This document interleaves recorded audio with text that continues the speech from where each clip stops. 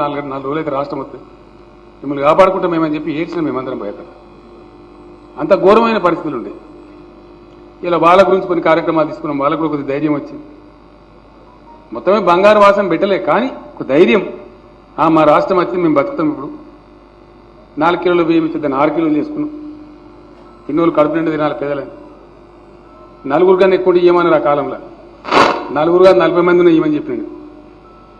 ఇంత ఎంతమంది 100 మందికి ఇవ్వాలి, కానీ ఇక్కడ అన్నం పెడతాం లేదా సర్కార్ దగ్గర అది చేసుకున్నాం. ఇట్లా రకరకాలు చేసుకొని కొంచెం ఒక దరికి వచ్చి ఒక లైన్లో ఉన్నాం.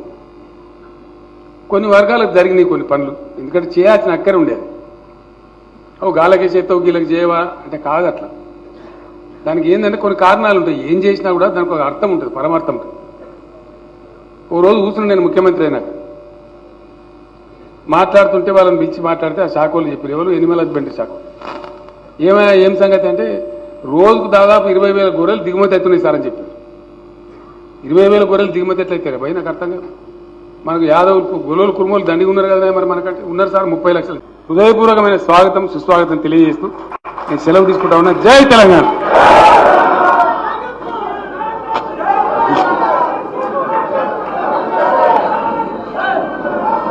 తీసుకో